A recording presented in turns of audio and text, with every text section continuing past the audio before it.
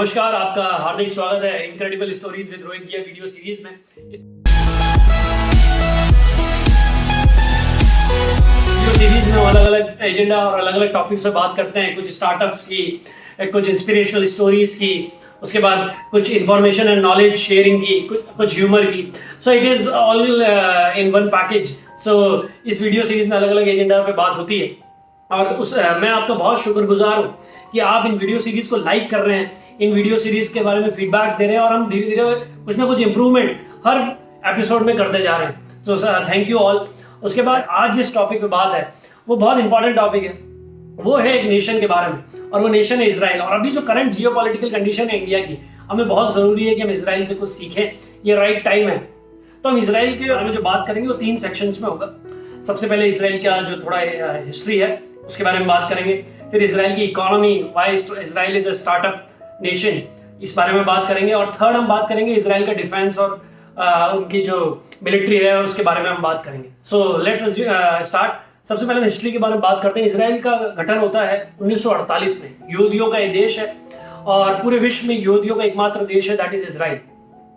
और ये इजराइल का जो गठन 1948 में होता है, उससे पहले का अगर आप इतिहास देखेंगे तो काफ़ी कंट्रोवर्सी से है, क्योंकि बहुत बार इजराइल पर अटैक होता है, उस लैंड पर दूसरे अरब्स या दूसरी कंट्रीज आकर अपना दबदबा बना लेते हैं। और 1947 में बाय यूएन इंटरमीडिएशन पैलेस्टाइन जो वहाँ की जगह होती है उसको 2 भागों में बांटा जाता है और कहा जाता है एक तरफ अरब्स और एक तरफ जूइस रहेंगे।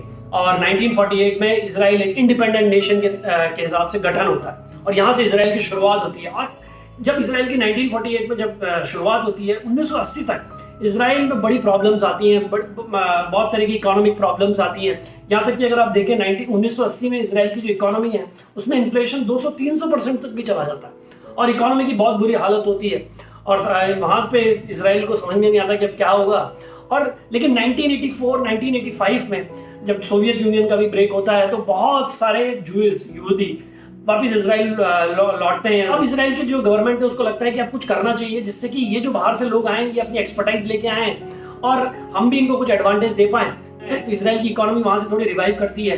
पहले वो धीरे धीरे अपनी इकोनॉमिक जो विंडो है उसको खोलते हैं, बाहर की जो एस्टेब्लिश कंपनीज है उनको वहाँ बुलाते हैं, R&D सेटअप्स कराते हैं। 1993 में सबसे बड़ा रिफॉर्म होता है, योजना करके जो प्रोग्राम है एस्टेब्लिश किया जाता है। इस प्रोग्राम के तहत इजरायली गवर्नमेंट ये कहती है कि अगर आप कोई भी फॉरेन एंटिटी, कोई भी foreign investment, venture capitalist fund जो है वो एस्टेब्लिश किए जाते हैं, 10 से 12 वेंचर कैपिटलिस्ट फंड एस्टेब्लिश किए जाते हैं। और इसमें क्या होता है, मल्टीनेशनल कंपनी अगर वहाँ आती है या कोई इन्वेस्टमेंट आता है तो 60% उनका रहेगा और 40% गवर्नमेंट कॉन्ट्रीब्यूट करेगी। तो इस तरीके से डिफरेंट रिफॉर्म पॉलिसीज होती हैं योजना प्रोग्राम के तहत। और यहाँ से इजराइल की इकोनॉमी जो है वो एक ग्रोथ की तरफ बढ़ती है। और वहाँ अगर आपको ये जानकर बहुत आश्चर्य होगा कि इजराइल की जो लैंड है that is 0.67% of India, 22,000 kilometre में फैला हुआ इजराइल है, 9 मिलियन इजराइल की पॉपुलेशन है। उसके बाद अगर आप इजराइल की जीडीपी देखेंगे दैट इज वही सबसे अद्भुत बात है, $350 बिलियन की जीडीपी है। पर कैपिटा इनकम इज $42,000, जो कि स्पेन, जर्मनी ऐसी कंट्रीज की पर कैपिटा इनकम से भी ज्यादा है। तो यहाँ से पता पड़ता है कि इजराइल वाकई में एक डेवलप्ड नेशन है। उन्होंने अपनी क्वालिटी ऑफ लाइफ को बहुत एनहेंस किया है, बहुत अच्छा किया है। और इसका जो फाउंडेशन है वो जैसा मैंने कि आपको समझाया योजना प्रोग्राम के तहत है, लेकिन बहुत सारी इंडस्ट्रीज हैं जिन पे उन्होंने फोकस किया। सबसे पहले जो उनकी इंडस्ट्री है दैट इज स्टार्टअप कल्चर। अगर आपको उनकी एक जो सिटी है दैट इज टेल अवीव, जो उनकी कैपिटल है, वो सिलिकॉन वैली के बाद सेकंड स्टार्टअप कैपिटल है जहां पर सबसे ज्यादा स्टार्टअप्स हैं। इजराइल में 4,000 से लेकर 5,000 कंपनीज हैं, नए स्टार्टअप्स हैं और उसमें से 20 से ज्यादा यूनिकॉर्न्स हैं। तो ये आप ये देखिए, इजराइल का जो जीडीपी है उसमें 12.5% R&D investment, research and development investment. और इसी की वजह से Cisco, IBM, Google, Facebook, technological company Tesla, बहुत सारे इनोवेटिव प्रोजेक्ट्स इजराइल में चलते हैं। Israel is known as innovative hub, not only as a startup hub but innovative hub. तो दूसरी इंडस्ट्रीज जो है वो है diamond industry. The export of diamond industry is more than $13 to 14 billion. Total export जो है इजराइल का that is $58 to 60 billion.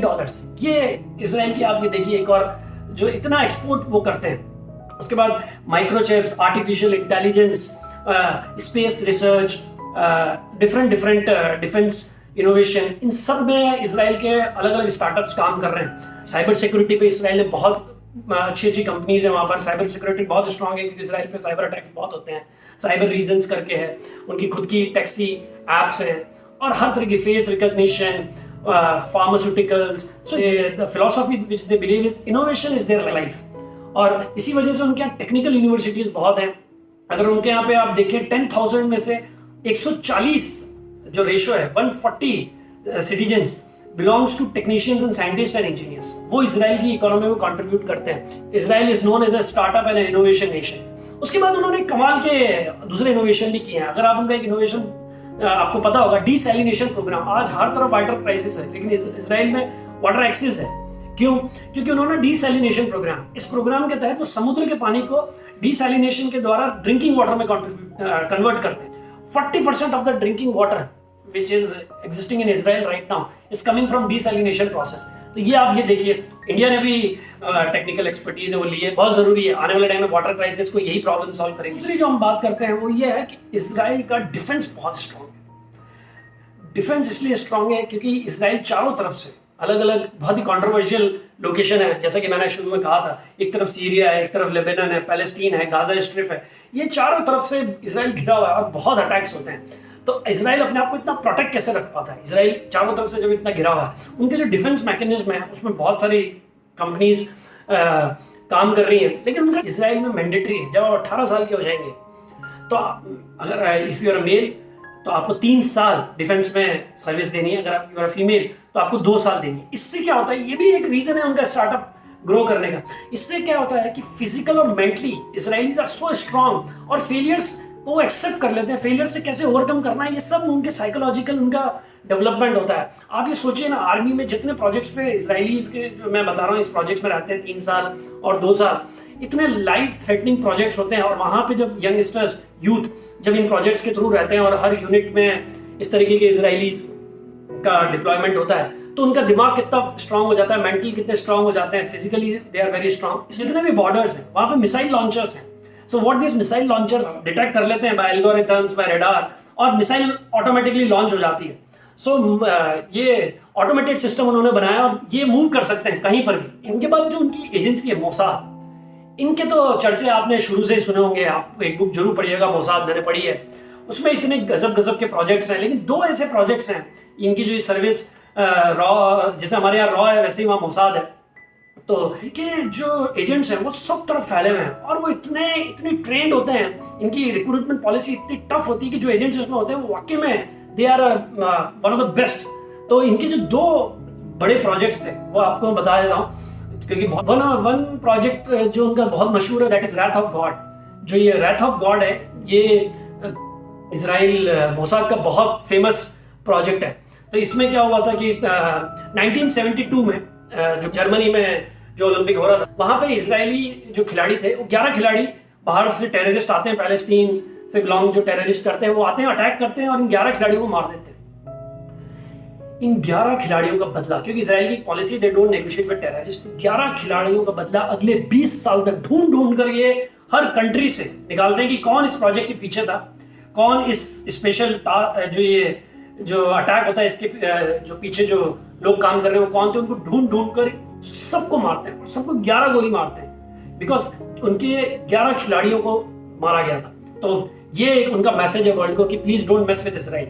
Second, अगर आपने उनका देखा हो तो ये जो मैं आपको प्रोजेक्ट बता रहा हूँ 1972 का, इसको रैथ ऑफ गॉड कहते हैं। दूसरा जो उनका प्रोजेक्ट है दैट इज थंडरबोल्ट। वो तो जबरदस्त प्रोजेक्ट, मतलब इस प्रोजेक्ट में इन्होंने क्या किया था, इस मिशन में, मिशन थंडरबोल्ट में, या इसराइल 1976 में इनका एक जो एयर फ्रांस एक फ्लाइट है उसमें यहूदी इसराइल के लोग होते हैं, सिटीजन्स होते हैं, और प्लेन हाईजैक हो जाता है, टेररिस्ट हाईजैक कर लेते हैं और युगांडा में जाके उसको लैंड कर देते हैं। आप ये सोचिए 4-5 हजार किलोमीटर दूर वो प्लेन लैंड है, वहां पर वो प्लेन है और वहां पर इनके सिटीजन्स को किडनैप कर लिया और वही किडनैपर्स की जो इनसे नेगोशिएशन जो भी इनको चाहिए होता है किडनैपर्स को, बट इसराइल नेवर नेगोशिएट। ये इनके 200 कमांडर रातों रात, मतलब एक स्ट्रैटेजी के साथ युगांडा में जाते हैं, दूसरी टेरिटरी में, बिना किसी को पता किए, बताए, अपनी पूरी स्ट्रैटेजी बनाते हैं, प्लेन किस हाइट पे रहेगा, कौन सी गाड़ियां आएंगी। बहुत जबरदस्त प्रोजेक्ट है, बहुत जबरदस्त मिशन है, आप पढ़िएगा। तो वहां जाते हैं, अपने 120-130 सिटीजन्स को वापस ले आते हैं बिना कोई हार्म के, दूसरे युगांडा के एयरपोर्ट से, जहां पे युगांडा की आर्मी, जो भी वहां का जो टेररिस्ट है, वो सब उनको चारों तरफ से घेरे होते हैं, लेकिन इनके कमांडो जाते हैं और ले आते हैं बिना कोई हार्म के। और ये प्रोजेक्ट के थंडरबोल्ट बहुत बहुत मशहूर प्रोजेक्ट है। इस प्रोजेक्ट को जो कमांडिंग ऑफिसर लीड करते हैं, बहुत जबरदस्त एग्जीक्यूशन होता है। और उसी में से एक होते हैं योनी नेतन्याहू, जो इजराइल के कमांडिंग ऑफिसर होते हैं। वो इस प्रोजेक्ट थंडरबोल्ट में अपने सिटीजन्स को वापस लाने का जो प्रोजेक्ट होता है उनका, उसमें वो अपनी लाइफ सेक्रीफाइस हो जाती है उनकी, एंड उनका नाम जो है वो अमर हो जाता है इजराइल के इतिहास में। और आपको जानकर आश्चर्य होगा, उन्हीं के छोटे भाई हैं जो अभी करंट प्राइम मिनिस्टर हैं इजराइल के, बेंजामिन नेतन्याहू। और वो भी बहुत डायनामिक पर्सनालिटी हैं, चाहे उनकी एजुकेशन हो, चाहे उन्होंने खुद ने इजराइल टास्क फोर्स में काम किया है, अलग अलग कंट्रीज में अपने प्रोजेक्ट्स को लीड किया है। सो ये जो मैंने आपको बताया इजराइल के बारे में, बहुत इंस्पायरिंग है इजराइल के बारे में जानना। और मैं शायद इस वीडियो के तहत हमें इजराइल से सीखना चाहिए, क्योंकि अभी इंडिया की जो कंडीशंस हैं वो भी सिमिलर हैं। और अगर हम एज एन इंडियंस, जैसे इजराइल ज्यूज को अपने देश से बहुत प्यार है, वैसे हमें भी अपने देश से बहुत प्यार होना चाहिए। हम अपने देश को कैसे कंट्रीब्यूट कर सकते हैं, और हमारे देश में भी सारे तरह का टैलेंट है। अगर वहाँ इजराइल में है तो हमारे देश में भी सारे तरह का टैलेंट है। स्टार्टअप में हम वैसे ही बहुत अच्छा कर रहे हैं। So what I am saying is, in defence everything we need to be very strong and powerful nation, and we definitely has a chance. So we need to learn lot of things from Israel. So thanks from my side. I think आपने आज का video enjoy किया होगा। Thank you. और अगर आपने channel subscribe नहीं किया तो प्लीज करिए।